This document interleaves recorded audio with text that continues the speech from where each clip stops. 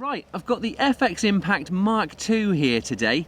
It's a gun that I tested in detail probably about 9 months ago, and I've been using it quite a lot for my hunting over the last year. This isn't my usual FX Impact though. This gun has been set up to shoot slugs. Now it seems to me that the main advantage with slugs seems to be their long range potential, and while I'm not really keen on stretching the ranges recklessly far when targeting live quarry, I am quite interested just to see what these things might be capable of. So I thought we'd do a bit of testing today. Anyone who has tried using slugs will probably know that it can be a real challenge to find one that works with your gun.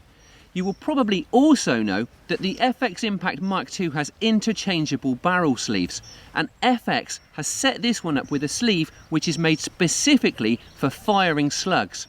In theory, that should mean that this gun is a heck of a lot less fussy when it comes to matching it with the right ammo. This is an FAC rated airgun which with this ammo is producing 49 foot-pounds at the muzzle. Now that's a powerful setup, so we're testing it on a proper range that's got a permanent backstop in place. Now on the subject of ammo, FX have sent me a few tins of H&N slugs. These things weigh 27 grains and seem to be very uniform and cleanly made. We've got pretty good conditions for accuracy testing today. It's a very cold day, but there is barely a breath of wind. Now, I've already zeroed up at 75 metres and I'm pretty pleased with what this setup is doing. So what I plan to show you is what it's capable of at 50, 75 and then 100 metres. So what I'll do now is get Kev to head out onto the range with a chronograph and our very sophisticated target holder on a wheelbarrow. He'll take it out to 50 metres and we'll kick off there.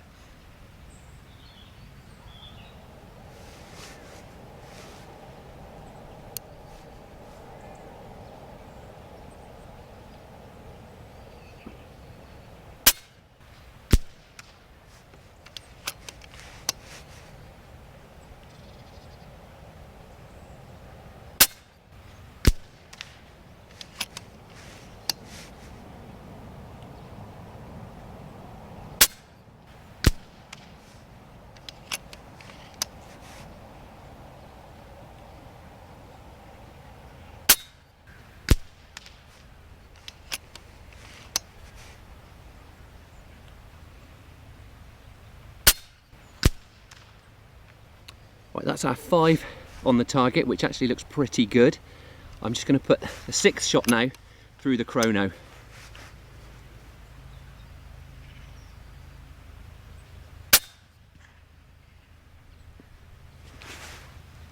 Okay, so what we've got there is our 5-shot group at 50 metres and that final shot through the chronograph to get the velocity. Kev's just walking in now and getting us the measurements. How's the group looking, mate? Is 14 mil centre to centre. So that's 14 millimetres centre to centre. With a 10 mil rise.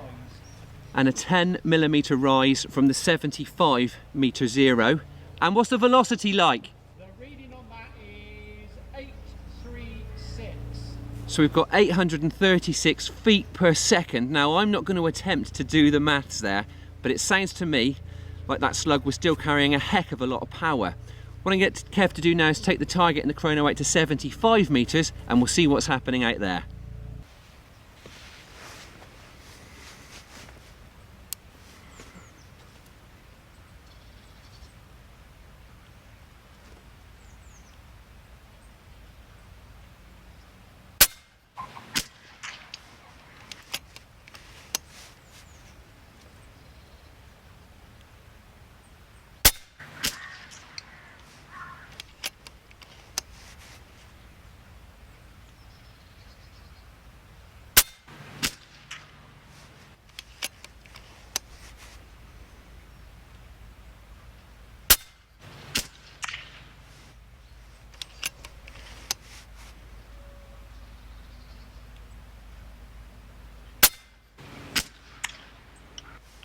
Right, well that was the group, and again, one through the chrono.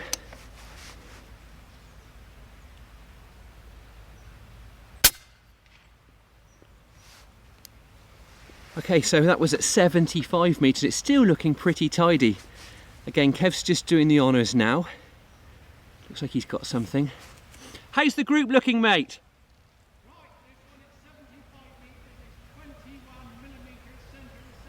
Right, so that's 21 millimeters centre to centre, so that's still, I think that's fairly comfortably sub 1 inch. And what about the velocity, mate? 812 feet per second. Now, I'm not able to do the maths accurately, but I think that's still got to be around the 40 foot-pound mark with that 27 grain slug. So this is still churning out the power. Okay, mate, can you push it out to 100 meters?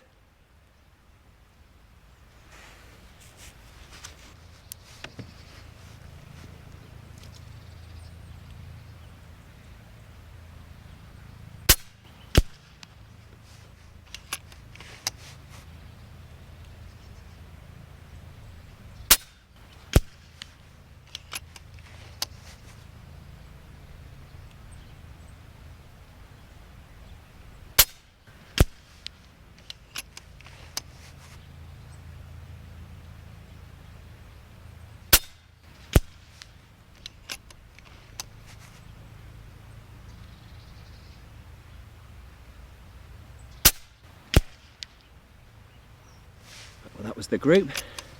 Now for the chrono.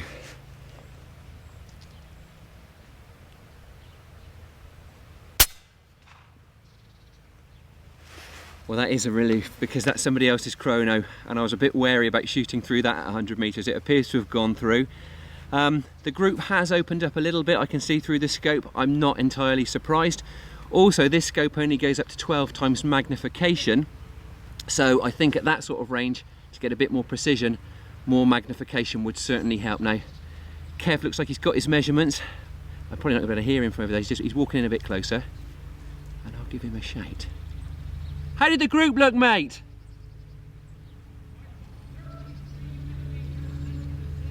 So that's 33 millimeters centre to centre. Not as loose as I thought, actually. That's not a bad group. Not much more than, what, about 1.25 inches? One thing I will point out is I was expecting a fair amount of drop with that group, so I was aiming for the target at the top of the crow's head. And thankfully, the slugs were still striking the target. What was the drop, Kev? So that was a 95 millimeter drop from the 75 meter zero. So what's that? Roughly a 3-inch drop, give or take. So at that range, you're going to be using a fair amount of holdover. And what about the velocity? 752 feet per second. What's that? That's still got to be over 30 foot-pounds. What we'll do now is set up something slightly different so we can hopefully show you what these slugs do when they hit the target.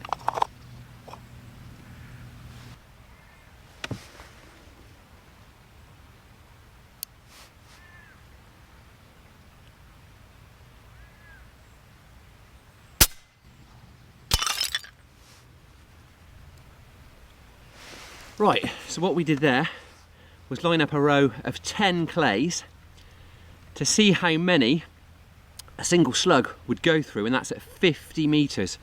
Looking through the scope, it looked like it did a fair amount of damage. Kev's just having a look now. How many's it gone through, mate?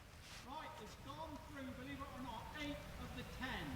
Okay, so that's gone through 8 of the 10 clays, so that has done a heck of a lot of damage. And also, since we did the accuracy testing, we've had time to do the sums with the muzzle energy and the downrange energy. So from 49 foot-pounds at the muzzle, we've got it doing 42 foot-pounds at 50 meters, 39 foot-pounds at 75 meters, and 34 foot-pounds at 100 meters. So apart from doing a real serious amount of damage to whatever you're aiming at, you're also having to be very conscious about what's behind it. Thinking about the ricochet and carry potential with this setup, sound backstops really are order of the day.